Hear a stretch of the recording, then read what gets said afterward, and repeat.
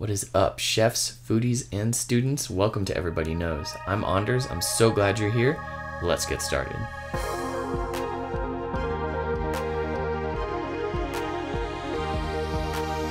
Today we are looking at the ingredient Orach. This ingredient comes from Western Asia and the Mediterranean. It's not currently well known in many cuisines, although it is used all over the world as an alternative green.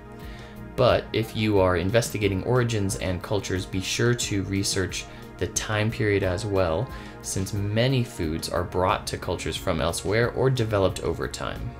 When we look at this ingredient, what we expect to see is a nice living leafy green. In this case, obviously it's not green. It is a very, very beautiful, deep magenta, almost purple color. This type of Orach or Orach is called ruby Orach, and it is just one of the most beautiful colors that comes out of my garden every year. We also see that these leaves are covered in a slight surface of little, like, either secretions or bits of material that I believe are saponins. And they can cause a strange feeling in the mouth. We'll see if they do in a minute. But like any other leafy green, we shouldn't see any blemishes or wilting or ripping or anything besides just a really healthy looking leaf. In terms of smell,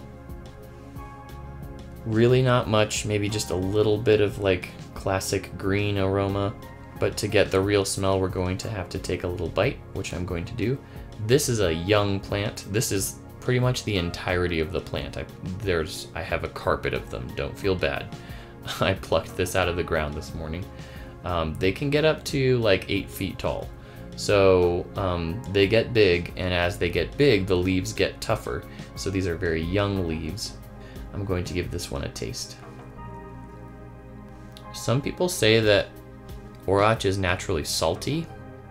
I get a sort of sense of that. The aroma is very much like a kale, maybe something between kale and spinach. It's stronger near the end. It's very green in terms of aroma. It's like kind of like a fresh cut grass kind of aroma, but it's not unpleasant.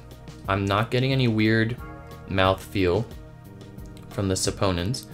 The point being, you want to wash this green very, very well before you eat or cook with it, because those saponins and or oxalic acids in it can react in such a way in your mouth that they coat your teeth and tongue. And so taste test it before you do anything with it to see if that happens. If it does, wash it really, really well. I have also heard that using any kind of vinegar can help cut that. But if it happens to you, you'll just feel like your teeth and your tongue get kind of like sticky. It's a very strange sensation, not appealing. You want to avoid it if you can. I will add to the sort of grassy green aroma that I was getting. I'm kind of also getting like green pea, like a sugar snap pea kind of aftertaste aroma. Let's have a quick look at the aroma wheel. All right, so on the aroma wheel, we do not find Orach. Oh no.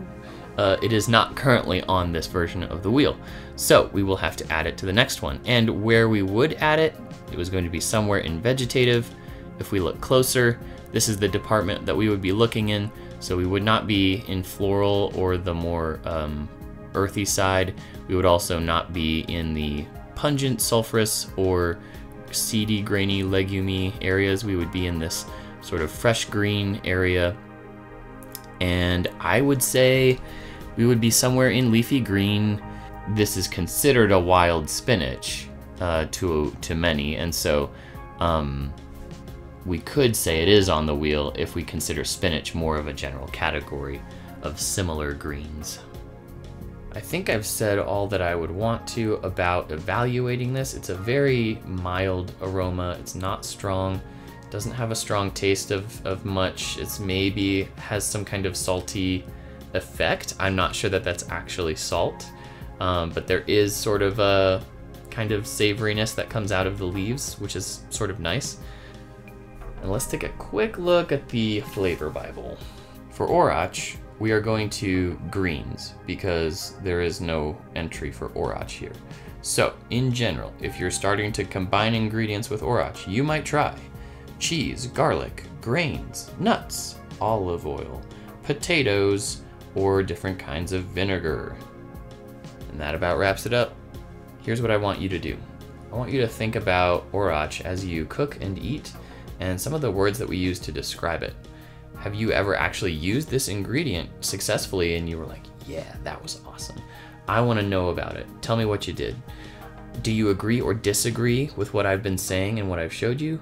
And what ingredient should we look at next? So any of the answers to those questions, throw them in the comments. I would love to read them. I hope this video made sense and got you thinking about Orach. Thank you so much for watching. If you want to help me get an ingredient to feature in a video, please send me an email or private message. If you would like to join the Food Aroma Nerdery, please feel free to subscribe and you'll see all my latest vids.